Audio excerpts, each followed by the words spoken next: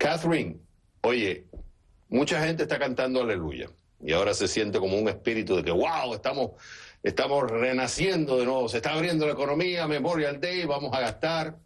¿Cómo ves todo esto? ¿De forma positiva o cómo lo interpretas? Realmente es una excelente noticia que la población pueda volver a sus hábitos de consumo de antes.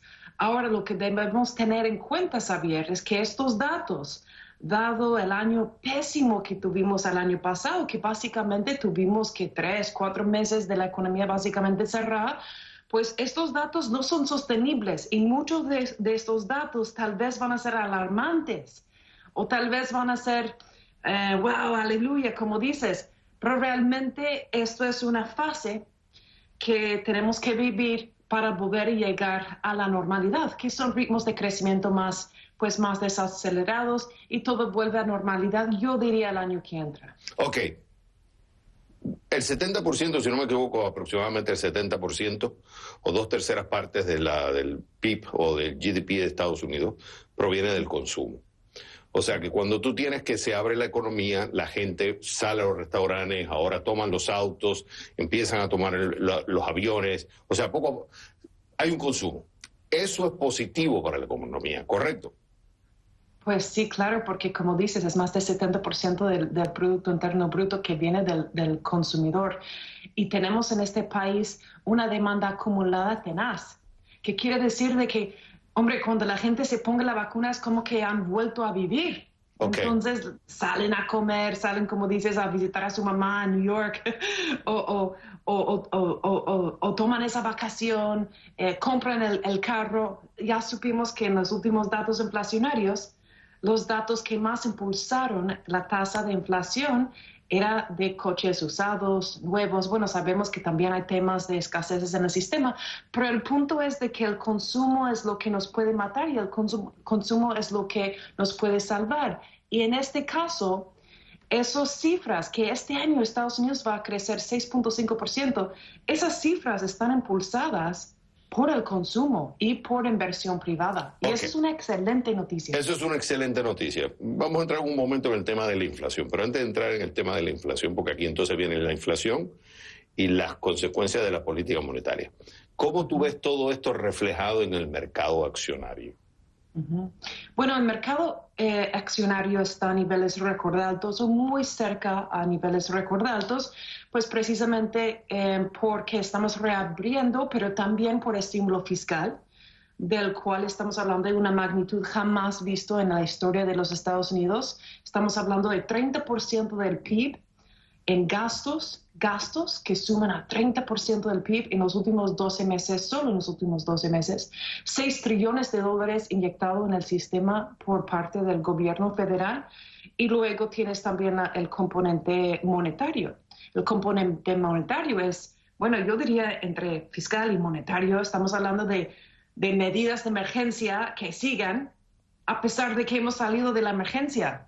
Entonces, ahí nos lleva al tema de inflación, pero los mercados están impulsados por estímulo fiscal, estímulo monetario. Yo diría de tercero, Javier, de tercero, yo diría que es el consumidor y algo fundamental. Entonces, hay que tener en cuenta que mucho tiene que ver con los impulsos tanto del Banco Central como del gobierno federal, que yo lo que les diría es que advierto mucho de nuestros clientes, Xavier, es de que no son sostenibles. Aunque entonces aquí entra, cuando entramos si va a ser sostenible en el tiempo o no, porque tú tiras 3 variables, tiras el estímulo fiscal, lo cual ya se está discutiendo de otro paquete de estímulo de casi $2 trillion. Entonces, por un lado tienes eso. Tienes el estímulo de la Reserva Federal y tienes el estímulo del consumo. Vamos a decir que hay un nivel de ahorro histórico, pero se considera que ese ahorro altamente proviene de las personas de mayores ingresos. Entonces hay que ver si esta gente consume. Vamos a decir que ellos empiezan a consumir, tienes el gobierno gastando más y tienes la Reserva Federal con unas políticas de incentivo, lo cual inyecta más, vamos a decir, más especulación, mayores inversiones, etcétera, etcétera. Esto va a ser sostenible. O sea, ¿qué va a pasar con la variable de la inflación cuando tú tienes estos 3 incentivos sumados a la misma vez? Es la inflación que puede acabar con este cuento. El cuento siendo de que estamos en recuperación, la Fed puede seguir comprando 120 mil millones de dólares en activos por mes, de que el gobierno no pasa absolutamente nada si sigue con paquetes de multitrillones de dólares después de haber inyectado 6 trillones en los últimos 12 meses.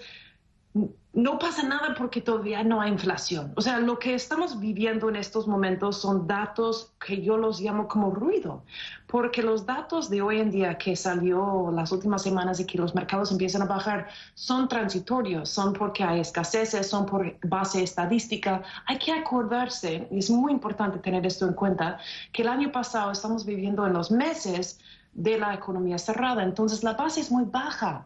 Cuando estamos comparando inflación del mes de mayo versus el mes de mayo del año pasado, pues obviamente el dato va a salir súper scary y alarmante. Pero a lo largo del año, yo lo que diría y lo que estoy diciendo a mis clientes es que entre 12 meses y 18 meses saldrá el fenómeno estructural, que es cuando cerramos la brecha de producción, cuando el consumo vuelva a su normalidad, cuando la economía ya no tiene esas escaseces y estamos beneficiándonos o tal vez no beneficiándonos de este nivel de gastos impresionantes del gobierno y ese nivel de compras de un banco central que realmente nos ha dicho muchas veces que inflación no es un problema. Entonces, mi temor es que entramos en 2022, 2023 y estamos en un escenario estagflacionario, que es que tienes alta inflación con crecimiento bastante moderado, si no baja. Y eso es un escenario bastante complicado. Por eso lo que pienso que es muy importante es que las autoridades detengan sus medidas de emergencias cuando ya la economía está en plena recuperación. Pero entonces quiere decir que para concluir, Catherine, lo que quiere decir entonces, tú dices, bueno, que el gobierno pare de seguir gastando, o sea, ya no puede seguir gastando los trillions of dollars, y que la Reserva Federal poco a poco empiece a poner el freno. Tú sabes, que ya empiece desde ya a poner el freno para ayudar a que la inflación no se dispare, o tú dices que no ahora, sino a lo mejor a los 18 meses. Ya deberían de haberlo hecho. Okay. Esa es mi opinión. La Fed debería de haber desacelerado sus niveles de compras. Lo bueno es que actualmente se está reabriendo la economía, empieza el consumo, la gente ya puede empezar a volver a su normalidad, la economía norteamericana vuelve a su normalidad. La pregunta es, ¿qué va a pasar en 12? ¿Qué va a pasar en 18? ¿Qué va a pasar en 24 meses? Y esa es la pregunta del millón. Catherine, como siempre, es un placer tenerte en el programa.